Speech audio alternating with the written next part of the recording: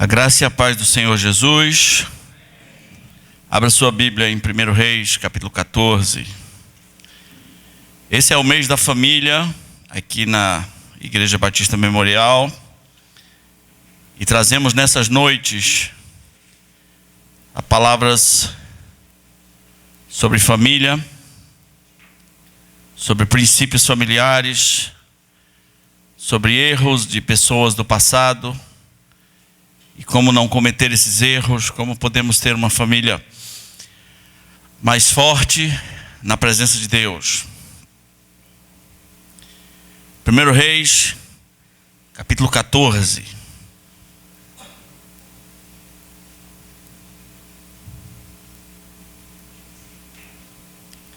Essa é a história de um casal que tem um filho que vai adoecer de morte. E o que eles vão fazer nessa situação? Naquele tempo, adoeceu Abias, filho de Jeroboão. Disse este à sua mulher: dispõe-te agora e disfarça-te, para que não conheçam que és mulher de Jeroboão, e vai a Siló. Eis que lá está o profeta Aías, o qual, a meu respeito, disse que eu seria rei sobre esse povo. Leva contigo 10 pães, bolos e uma botija de mel, e vai ter com ele, e ele te dirá o que há de suceder a este menino. A mulher de Jeroboão assim o fez. Levantou-se, foi a Siló, entrou na casa de Aías. E Aías já não podia ver, porque os seus olhos já se tinham escurecido por causa da sua velhice. Porém o Senhor disse a Aías: eis que a mulher de Jeroboão vem consultar-te sobre o seu filho, que está doente. E assim lhe falarás, porque ao entrar, fingirá ser outra. Ouvindo Aías o ruído de seus pés, quando ela entrava pela porta, disse: entra, mulher de Jeroboão, por que finges assim? Pois estou encarregado de dizer-te duras novas. Vai e dize a Jeroboão: assim diz o Senhor Deus de Israel: porquanto te levantei do meio do povo, te fiz príncipe sobre o meu povo Israel, e tirei o reino da casa de Davi, e tu entreguei, e tu não foste como Davi, meu servo, que guardou os meus mandamentos, e andou após mim de todo o seu coração para fazer somente o que parecia reto aos meus olhos. Antes fizestes o mal, pior do que todos que foram antes de ti, e fizeste outros deuses, e imagens de fundição, para provocar minha ira, e me viraste as costas. Portanto, eis que trarei o mal sobre a casa de Jeroboão,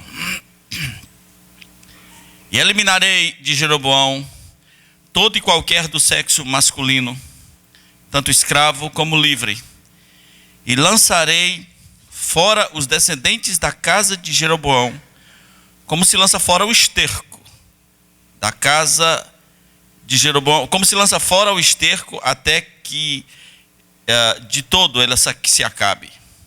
Quem morrer a Jeroboão na cidade, os cães o comerão. Quem morrer no campo aberto, as aves do céu o comerão. Porque o Senhor disse: tu, pois, dispõe-te e vai para a tua casa. Quando puseres os pés na cidade, o menino morrerá. Todo Israel pranteará e o sepultará, porque de Jeroboão só este dará entrada em sepultura, porquanto se achou nele coisa boa para com o Senhor Deus de Israel em casa de Jeroboão.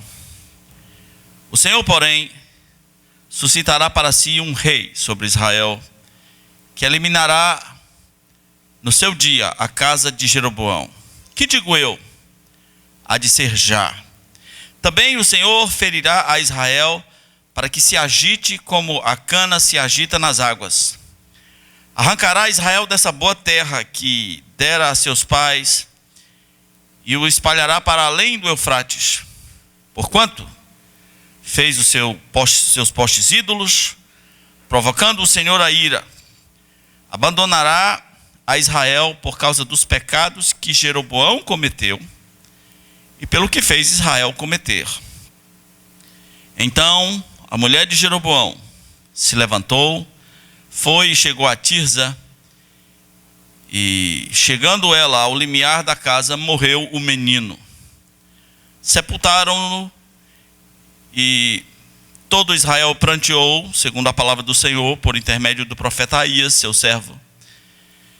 E quanto aos mais atos de Jeroboão, como guerreou e como reinou, eis que estão escritos no livro da história dos reis de Israel. Foi de 22 anos o tempo que reinou Jeroboão. Descansou com seus pais, e Nadab, seu filho, reinou em seu lugar. Essa história, meus irmãos, tem 4 personagens principais, a princípio. Um homem chamado Jeroboão, que é rei de Israel.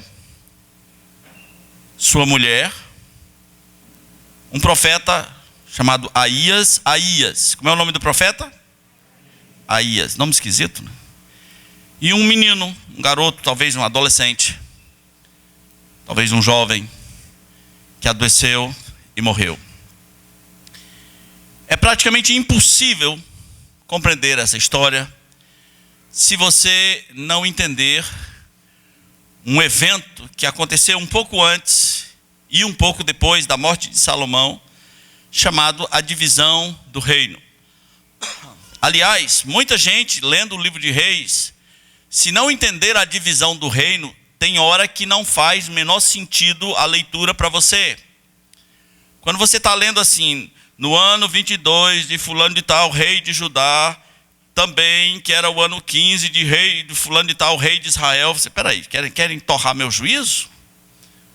O que está acontecendo? Não estou entendendo nada. Pois bem, eu vou ajudar você a entender. Salomão não é o santinho que a gente pensa. Salomão não é o santinho que muita gente pensa. Aliás, para qualquer pessoa que tenha olhos e raciocínios normais, vai ver que ele se envolveu com muita patifaria de idolatria. Salomão se prostrou a Deus, a Astarote. Você consegue entender isso? Um homem de Deus prostrado a uma deusa pagã. Salomão teve 700 mulheres e 300 concubinas. Vai gostar assim para lá, né? E esse não foram as únicas áreas que Salomão errou. Ele foi também muito opressor. Opressor, vou usar uma palavra sindicalizada, opressor da classe operária, opressor do proletariado. Pegou pesado, cobrou impostos pesados, perseguiu gente boa. Pessoas tiveram que sair do país porque ele pegou pesado com os operários. Aliás, Samuel já tinha avisado: se vocês tiverem um rei, ele vai fazer isso, isso e mais isso. Pois bem, dentre os trabalhadores de Salomão havia um líder, a gente podia dizer nos dias de hoje, um líder sindical, chamado Jeroboão. Esse Jeroboão se destaca, e ele parece que tem a noção exata do que o rei Salomão está fazendo com os trabalhadores. Salomão persegue esse cara. Um certo dia, aquele profeta, como é o nome do profeta? Aías. Um certo dia, aquele profeta vai passando e encontra assim na rua, quem? Jeroboão. E ele faz uma profecia verdadeira. Ele diz: olha, eu vou dizer uma coisa para você. A casa de Israel tem 12 tribos, mas o Senhor vai tirar 11 delas e vai colocar sob a tua liderança. 11. Vai colocar sob a tua liderança. Você vai ser o rei de Israel. Só vou deixar uma, mas o Senhor vai tirar 11 delas e você será o rei de Israel. Imagina esse cara chegando em casa, contando para sua esposa: mulher, tu não sabe o que aconteceu hoje. O homem de Deus disse que eu vou ser rei. Se fosse hoje, não faria diferença, porque toda hora alguém está profetizando uma besteira, não é? Toda hora está rolando um eis que te digo aí para a turma. Mas imagina ele chegando em casa, imagina ele falando para os seus amigos: olha, o homem de Deus disse que eu vou ser rei sobre Israel. Ele guardou essa palavra. Salomão morre. Aí esse Jeroboão, desculpe, vai conversar com o filho de Salomão, que se chamava Roboão. Tudo é parecido. Salomão, Roboão, chega uma hora que dá um chute, né? Vai conversar com o filho de Salomão, leva uma turma, leva a CUT, a CGT, a Central Sindical, leva o pessoal lá e diz: olha, é o seguinte, a gente quer trocar uma ideia. Obrigado. A gente quer trocar uma ideia. O seu pai pegou muito pesado com a gente. E a gente veio aqui para fazer um acordo com você. Se você pegar mais leve, nós seremos seus servos. Como a gente serviu a seu pai, nós vamos servir a você. Se você baixar os impostos, se você diminuir as cargas horárias, se você oprimir menos os trabalhadores, nós vamos ser os seus servos. Aí ele falou assim: me dá uns dias para eu pensar. Tal dia eu vou dar uma resposta para vocês. A Bíblia diz que esse filho do rei Salomão, esse rei novo, ele, ao invés de se aconselhar com os anciãos que seu pai se aconselhava, de onde vinha parte da sabedoria dele, ele foi se aconselhar com quem? Com os jovens. Chamou lá o Zezão, o Zé Pezão, chamou lá Maria Louca, chamou lá sua turma aqui, sua turma da hora, com quem ele teve bons momentos na vida. Aí ele disse: é o seguinte, galera, o cara aí está querendo embaçar comigo, né? E fez essa tal proposta. O que eu digo para eles? Ó, o jovem perguntando para os outros tontos: o que eu faço? E aí os amigos dele tiveram uma ideia maravilhosa. Disseram: olha, você faz assim, nós vamos dizer, presta atenção, nós vamos te dar uma ideia da hora. Você vai chegar para eles e vai dizer assim: meu pai vos castigou com açoites, porém eu vos castigarei com escorpiões. E tem mais: o meu dedo mínimo é mais grosso do que o braço de meu pai. Ele falou: pô, essa ideia é legal. Essa ideia, os caras vão ter medo de mim, né? E aí, no dia que o pessoal veio para pegar uma resposta, ele soltou essa, né? Meu pai vos castigou com açoites, mas eu sou Roboão, eu vou castigar vocês com escorpiões. E tem mais: quem está falando aqui é o Roboão, e o meu dedo mínimo é mais grosso que o braço do meu pai. Pronto, falei, tá aí, qual é? Isso custou muito caro, porque Jeroboão era um líder, Roboão não era. E aí ele reuniu essa turma e disse assim: estamos fora da casa de Davi, agora é outro reino. O reino de Israel não tem nada a ver com a casa de Davi, está estabelecida uma divisão. E a partir daí, Israel passa a ser dois reinos: o reino do norte e o reino do sul. O reino do sul chama-se Judá. O reino do norte chama-se Israel. A capital do reino do sul é Jerusalém. A capital do reino do norte é Samaria. É tudo descendente de Abraão, mas a partir daí vai estar dividido. Só um parêntese: é bom que você saiba que, apesar de Deus, na sua soberania, ter profetizado que esse cara vai ser o rei, a bênção está com o reino do sul, não com esse cara que dividiu. A bênção está com a família de Judá.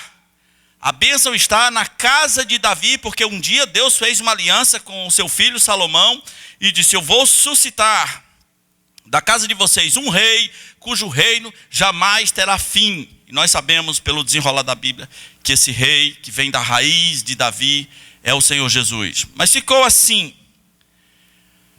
O reino do norte é uma desgraça. Quase todo mundo morre de desgraça. Quase todo mundo morre assassinado. Quase todo mundo morre de conspiração. O reino do norte é muito ruim.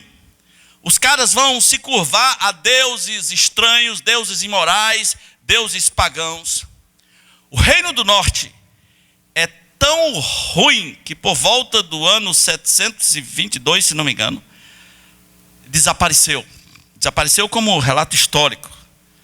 A Síria invadiu aquela região, levou todo mundo cativo e as tribos de Israel desapareceram.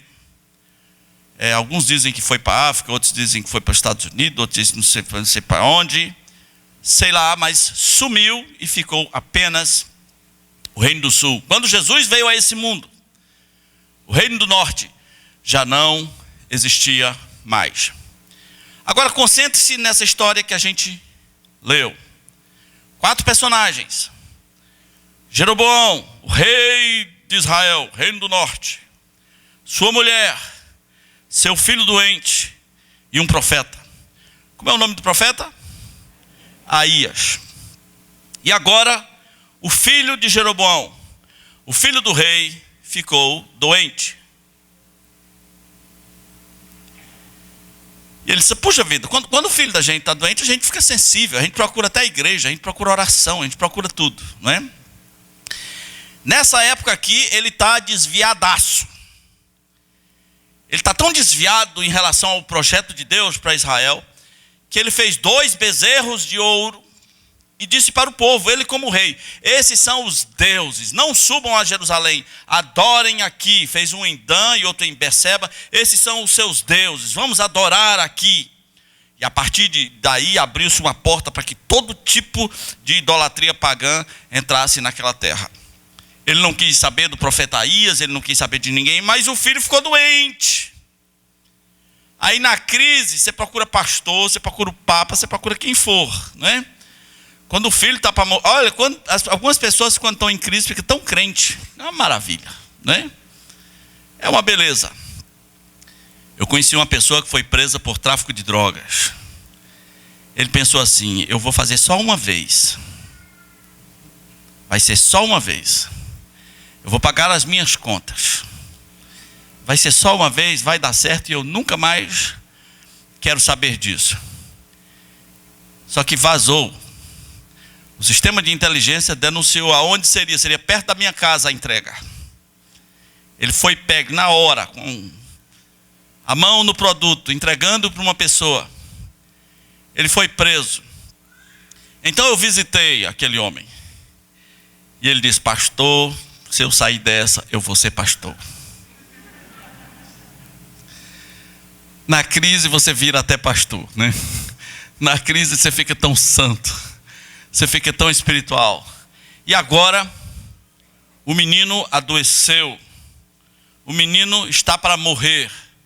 O que pessoas como Jeroboão fazem? Preciso de um profeta, preciso de um homem de Deus que me diga alguma coisa. Mas ele não tem coragem de chegar na cara limpa. Então ele vai mandar a mulher dele. Mas ele também não quer que saiba que é a mulher dele. Então ele manda que ela se disfarce, que ela bota umas perucas, que ela bota umas maquiagens, uns negócios, para que não saiba que ela é a mulher do rei. Mas o Senhor falou para o profeta, como é o nome do profeta? Porque Aías estava cego. Aías estava muito velho. Mas o Senhor disse, está vindo aí uma mentirosa, que vai fingir ser outra. E quando ela deu as pisadas na casa, o profeta já foi repreendendo, e o profeta manda dizer, porque o marido dela não presta. O profeta manda dizer que o marido dela não aproveitou as oportunidades. O profeta mandou dizer coisas horríveis. Ele não é desses profetas que bajulam você. Ele não é desses profetas que querem levantar o seu ego e te dizer coisas boas.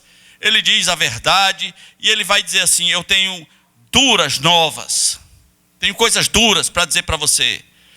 Seu filho vai morrer. A casa do seu marido vai ter uma maldição tão grande que vai atingir até os escravos. Vai morrer todos os homens do sexo masculino. Tanto os escravos quanto os livres. E o nome da sua família vai se desaparecer como o cocô desaparece. Como o esterco que é jogado aí ao vento e vai desaparecendo, porque o seu marido é mau. Não vai ter cura para o seu filho. Quando você pisar em casa, na hora que você botar o pé na sua porta, o menino morre. E as pessoas vão chorar a morte desse menino, parece que ele presta. Parece que há alguma coisa boa ainda, é o único que presta lá na sua casa. Tem uma coisa boa ainda nesse menino, mas eu quero dizer que é o único que vai ser enterrado. Porque o teu marido, ele vai ser comido pelos cães, ele vai ser lambido pelos cães. Se ele morrer no campo, ele vai ser lambido pelos cães. A sua descendência vai desaparecer. Que palavra dura, hein? Isto é uma palavra dura. Ela foi lá buscar um alívio, foi lá disfarçada, né? Foi buscar umas orações. Eles esperavam que o profeta dissesse: eis que te digo, teu filho levantarás hoje e tal, mas não vai rolar. As notícias são duras. É tudo muito pesado. Como é que chegou nesse nível? Irmãos, nós precisamos refletir a partir dessa história sobre pecados familiares. E especialmente, algumas vezes, pecados do casal. Jeroboão cometeu erros, barra pesada. O casal cometeu erros, barra pesada. O primeiro erro deles é o que nós podemos chamar de cumplicidade para o mal. Tem hora que alguém da família dá umas ideias erradas e todo mundo segue.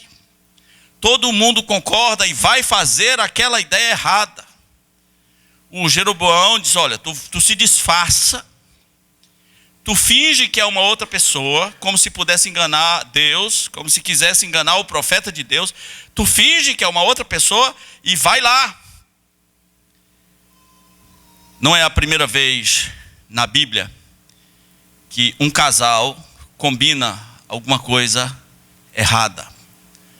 Nosso pai na fé, Abraão, lá em Gênesis 20, diz a Bíblia que ele fez algo parecido. Ele deu uma ideia para sua esposa, para que ela dissesse que não era esposa dele, quando eles estavam se aproximando das terras do rei Abimeleque. Em geral, os homens não tinham temor de Deus, ele teve medo. Minha mulher é bonitona, os caras vão me matar, minha mulher é bonita, então vamos dizer que ela não é minha mulher, é minha irmã.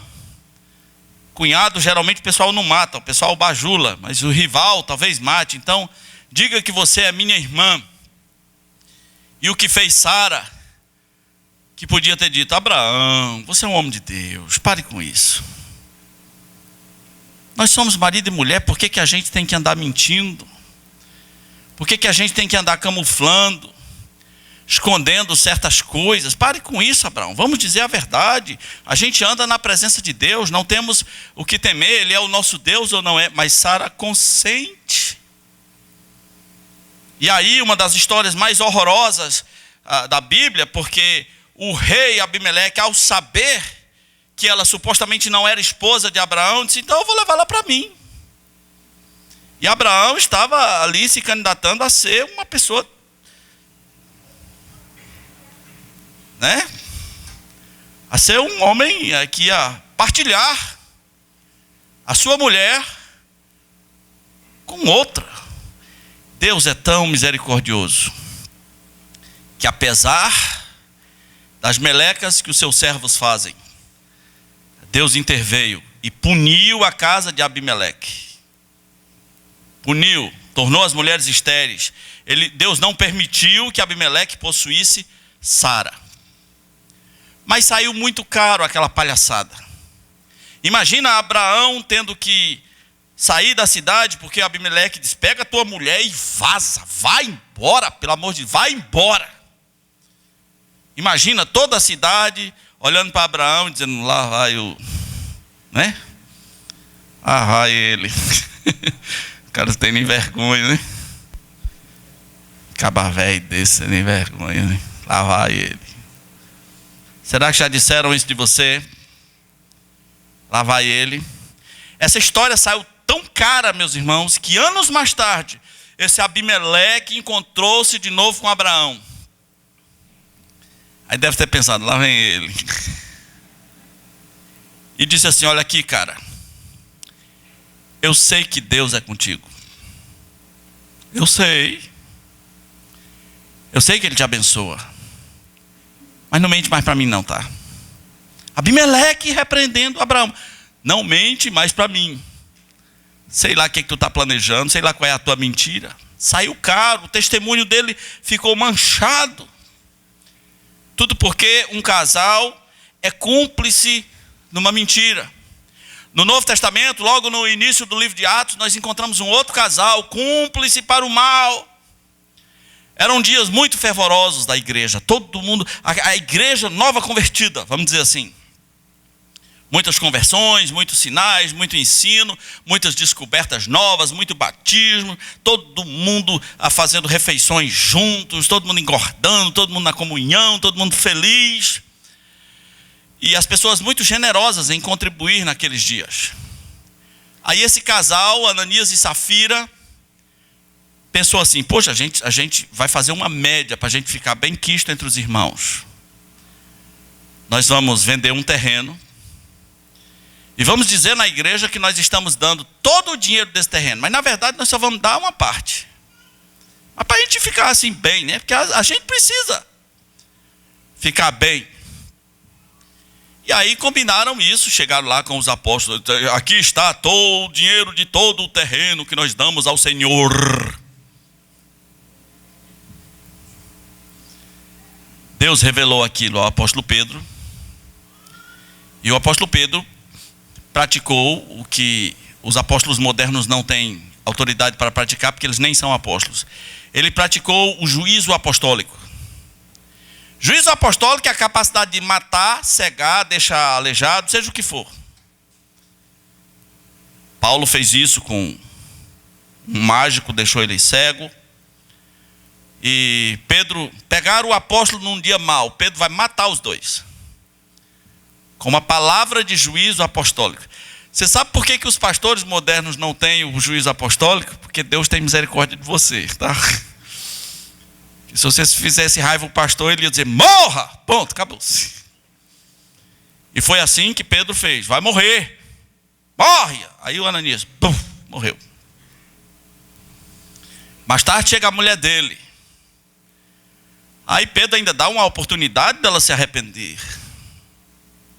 Você vendeu o terreno, portanto? Foi. Tá, e tudo aos pés do Senhor, né? Porque o crente falso tem umas entonações, tem uns teatros assim na voz, né? Aí Pedro diz: então você vai morrer também. Morra! Aí morreu. Morreu o marido. E que culto legal. Morre o marido e morre a mulher. Quem enterrou ele vai enterrar você. Morra! Tudo isso podia ter sido evitado se no dia que ele deu essa ideia para ela: olha, vamos guardar parte do valor. Se ela dissesse assim: meu amor, isso é mentir, Deus está vendo. Você sabe, às vezes o papel de mulher é isso. É chamar para a realidade. Muitas mulheres entram em roubadas enormes, por quê? Porque o seu marido idiota tem uma ideia idiota e você não se posiciona como mulher de Deus naquele momento. Aí você concorda com cada coisa que vai sair muito caro para a família. Você deve estar pensando assim: mas o pastor Marco não ensina que a mulher tem que ser submissa? Sim, mas sempre na luz, nunca na mentira, nunca no mal. No momento que seu marido quer ser maior do que Deus, quer ultrapassar limites da verdade, você vai ter que ter postura. Algumas mulheres são muito lesas para ter postura. O que você precisa fazer? Não existe uma corrente uma sessão de descarrego que a gente dê 2 tapas nos seus ouvidos e diga: espírito de leseira, sai desta lesma, né? Não existe. Você vai ter que se arrepender por si só e se voltar para Deus e dizer: Deus, faz de mim uma mulher de postura. Às vezes meu marido me manipula, às vezes eu sou muito lesa, e ele nas conversas né? Vai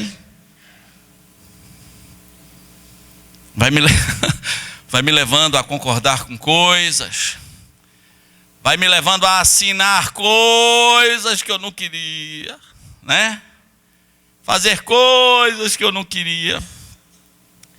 Esse problema de cumplicidade para o mal dos casais é recorrente,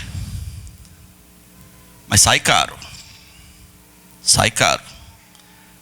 Você não pode ser cúmplice do seu marido nem da sua esposa quando o assunto é o mal, é o pecado, é coisa errada. Esse foi o primeiro pecado dessa família. O segundo pecado, a meu ver, foi um pecado de avareza. Porque quando Jeroboão disse, olha, vá visitar o profeta Aías e leve para ele aqui esses pães, 10 pães, leve aí uns bolos e leve um pouco de mel. Isso é uma marca cultural muito forte daqueles dias. Naqueles dias, desde os dias de Samuel, era comum, se você vai visitar um profeta, você leva alguma coisa. Eu acho isso legal, bom. Isso é importante. Leva uma picanha, né? Leva um mel, leva alguma coisa, leva um hambúrguer.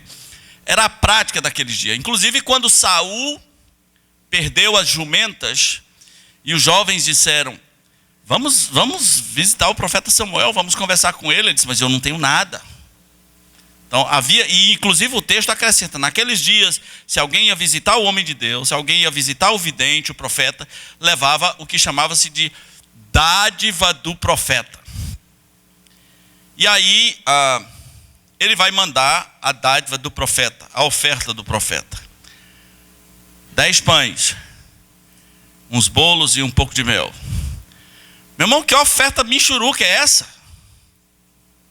Isso é a oferta mais sem graça que existe. E eu não estou falando isso pelo valor da oferta. Eu estou falando por se tratar de quem se trata. O que esse cara é? Que ele é o quê? Ele é o quê? É um rei. 10 tribos, é como se fossem 10 estados estão sob o seu comando. É um rei poderoso, já com alguma fama internacional, e ele tem uma oferta para dar para o profeta. 10 pães. E os pães naquele dia não eram como os pães de hoje, fresquinho, não. Eram pães assim meio surrados. 10 pães, uns bolos, que também não eram como os bolos lá de casa, os bolos de hoje em dia. E um mel aí, leva aí para esse profeta. Esses profetas, meus irmãos, tinham o que era chamado naqueles dias de escola dos profetas. Não é para enriquecer o profeta, eles tinham uma obra por trás deles. Estavam envolvidos com pessoas, esses discípulos dos profetas que aprendiam coisas relativas a como ser um profeta do Senhor. Havia despesas com essas pessoas. E o rei vai mandar uma oferta. E a oferta são 10 pães, uns bolos e um pouco de mel. Muita gente é avarento na obra do Senhor. Ele tem vida de rei, mas a oferta é de mendigo. Ele tem vida de rei, mas a oferta é de miserável. Eu não estou falando pelo valor quantitativo da oferta. Eu estou falando pela postura. Pessoas que poderiam ser muito mais significativas na obra do Senhor, mas são no seu coração muito avarentos. Quando se trata de contribuir com a obra do Senhor.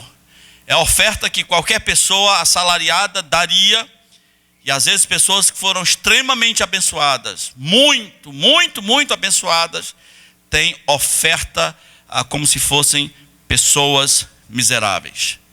Eu não quero jogar o terror do valor da oferta, mas Deus sabe se você, no seu coração, é avarento em relação à obra do Senhor, ou se você, no seu coração, é generoso. Um rei mandando 10 pães para o profeta é humilhante. Se a gente comparar com a oferta de Naamã, que quando veio para a casa do profeta Eliseu, trouxe carroças de mantimento, trouxe vestimentas, trouxe ouro, trouxe prata.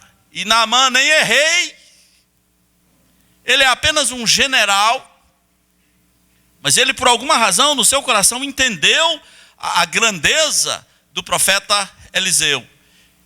Mas quando Jeroboão pensa em contribuir para o profeta Aías, tudo que ele tem em mente são algumas migalhas. O que são 10 pães no palácio? Nada. O que são alguns bolos no palácio? Nada. O que é um pouco de mel no palácio? Nada. Por isso que Jesus disse que a oferta da viúva pobre foi maior do que a de todos os ricos que colocaram naqueles dias. Porque os ricos davam do que sobrava. Davam apenas das suas migalhas. Eles cometeram o pecado de avareza. O terceiro pecado dessa família é o pecado do disfarce. Eles têm aquele estilo de vida que precisam se disfarçar, que precisam se esconder, que precisam fingir o que não são. Se disfarça, bota uma peruca aí, bota umas outras roupas, porque eu não quero que o profeta saiba que você é a minha esposa. Finja ser uma mulher comum e vá lá e peça a direção do profeta. Minta. E ele ainda espera ser abençoado. Esse Jeroboão está completamente sem noção. Você é uma pessoa de disfarces? Na internet, você é disfarçado? Tem um link, um nick na internet chamado Coxinha de Rodoviária. É você? Gostosão da quebrada, é você? Você é o cara do disfarce, você precisa se esconder. Quando você tem uma versão dos fatos na vida, é a versão verdadeira? Parece que toda história tem duas versões. Aquela que você conta e aquela que Deus sabe. Qual é realmente aquela que Deus sabe? Nosso mundo nos incentiva o disfarce toda hora. Você tem que esconder tudo. Você tem que fingir um status social. Por que você compra carrão? Porque você precisa passar a impressão de que você está podendo. Talvez você não esteja mais podendo. Tem momentos na vida que a gente não está podendo. Mas aí a gente compra carrão, mantém o filho na escola particular, né? Sai comprando no cartão. A pergunta-chave é: divide? Ai, meu Deus. Se o vendedor disser sim, né? Tem momentos que a gente tem que abrir mão de todos os disfarces. Às vezes a família está falida. E às vezes é preciso contar, inclusive para a própria família. Ó, nós quebramos. Nós estamos falidos. Você, fulano, que estuda lá no Lato Senso, você agora vai para o Lindauro Leitão. Você, outro. Você, Mariazinha, vai para o Daci Vargas, que é aqui perto.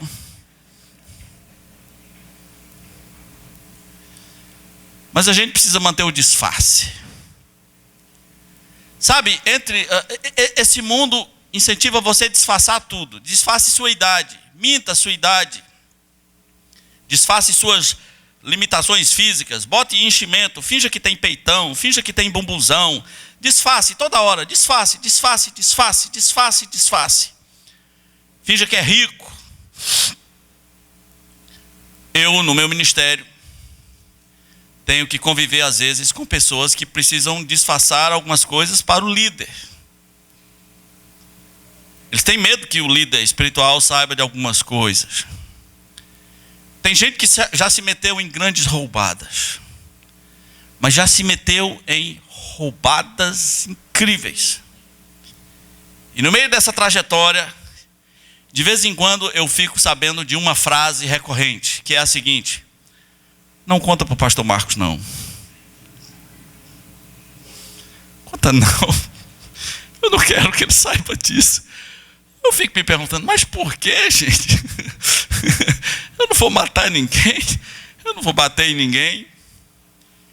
Eles estão indo para o profeta, mas não deixa o profeta saber que nós estamos desse jeito. Não deixa o profeta saber quem você é. Finja ser uma pessoa. Você vive sob o disfarce. O que é que você esconde dos seus líderes espirituais? Que não precisava esconder, mas você esconde. Quarto pecado dessa família. Eles inventaram adorações novas. Muito cuidado com esse campo. Na sua própria maneira de pensar, Jeroboão criou uma religião. Ele confundiu a cabeça do povo. Na época dele, e mais tarde, as pessoas iam ter fascinação com montes. Eu ando muito triste, porque eu vejo pessoas a toda hora criando adorações novas. Estão surgindo verdadeiros adoradores de montes nessa cidade. Deus só fala com eles no monte. Se Deus só fala com você no monte, Ele nem é Deus. Um dia, uma mulher perguntou para Jesus: aonde a gente deve adorar? Nos montes ou em Jerusalém? E Jesus disse: nem num nem no outro. Deus é espírito, Deus não é monte.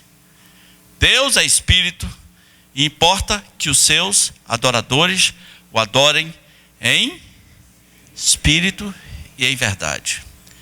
O Deus dos montes é fraco. Por quê? Você sabe por que as pessoas acham que no monte elas serão mais atendidas? Porque o monte é mais alto e elas estariam mais próximas de Deus. Mas que Deus é esse seu? Que Deus é esse seu que está no 10º andar, quando o Salmo 46 diz: Deus é nosso refúgio e fortaleza, socorro bem presente. Como é que faz nos lugares do mundo que não tem monte? Ele é socorro bem presente, por isso não temeremos, ainda que os montes se abalem, socorro bem presente na hora da angústia. Pessoas inventaram correntes, pessoas inventaram essas loucuras de monte. Quando eu cheguei aqui, tinha um negócio de um Shekinah. Quem ouviu falar do Shekinah que surgiu de 2 décadas para trás? Quem participou de algum Shekinah aqui? O monte brilhava. As pessoas voltavam para cá, as folhas brilhavam, porque eles viram o Shekinah de Deus. Ele fala: viu não, que está vivo. Eles viram, foi a alucinação coletiva. No dia que você vê o Shekinah de Deus, você vira carvão. Você vai falar como Isaías: ai de mim, eu vou morrer. Você cai duro, feito Daniel. E acredite, nem é bom o encontro da criatura pecaminosa com o Deus todo santo. Você quer jogar a gasolina no fogo? Então, Jeroboão inventou uma maneira nova de adorar a Deus. Ele botou um bezerro de ouro numa cidade e um bezerro de ouro na outra, e disse: agora essa é a forma de culto. Toda pessoa que inventar adoração vai ter que prestar conta com Deus.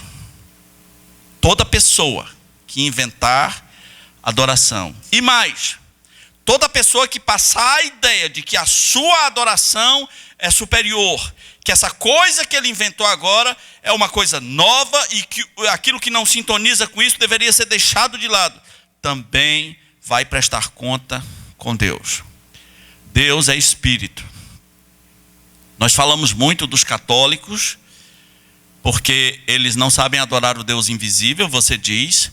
Mas o que estão fazendo os crentes? Estão precisando de coisas visíveis toda hora. É um manto, é um sal, é um óleo, é qualquer coisa que possamos tocar, qualquer coisa física, qualquer coisa material.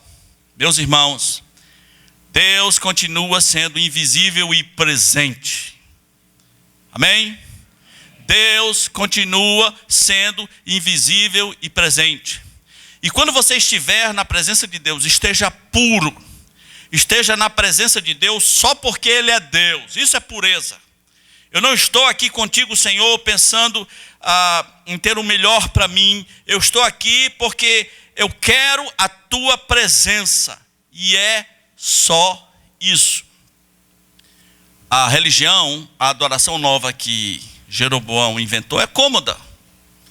Jerusalém é longe, tem um bezerro aqui mais perto, podemos fazer o nosso culto aqui.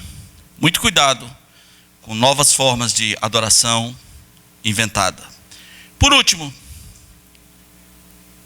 desses pecados de Jeroboão e de sua família, ele não honrou a oportunidade que lhe foi dada. Meus irmãos, o profeta disse: olha, Deus manda dizer que eu fiz de você um rei. Eu tirei você da simplicidade e te dei uma oportunidade incrível. Mas o que você fez? Você caiu na depravação, você adorou imagens de fundição, você desviou o povo. Isso é mal, e isso vai ter um preço. Nós precisamos discernir as oportunidades que Deus nos dá. Durante muito tempo da minha vida, eu fui representante de uma organização, e eu era o contato com a igreja perseguida no mundo. Eu era o representante de missões estrangeiras. E eu ouvia histórias de pessoas que não tinham oportunidade de cultuar a Deus como nós cultuamos. Nesse tempo, não brinque com o comunismo. O comunismo, se tomar algum país, não vai deixar nenhuma religião florescer. O comunismo não permitia que as pessoas cultuassem a Deus. E as pessoas tinham fome de Deus, fome. Eu fiz muito contato com pessoas da Rússia. Essa organização que eu trabalhava trouxe o líder da igreja perseguida para o Brasil, seu nome era Jorge Vins. As histórias eram horríveis. O pastor Davi Rett disse que quando foi pregar na Rússia, ele pregou 4 horas numa escola dominical. E o pessoal parou para um intervalo e pediu que ele continuasse. Havia muita fome da palavra de Deus. Meus irmãos, quanta oportunidade hoje da gente servir a Deus, da gente aprender, da gente crescer. E o que você faz com essa oportunidade? Nada. Você vem à igreja quando dá certo. Você vem à igreja esporadicamente. Você é um fantasma de igreja, você aparece. Não há interesse pela palavra de Deus, não há interesse em ter um plano de crescimento pessoal.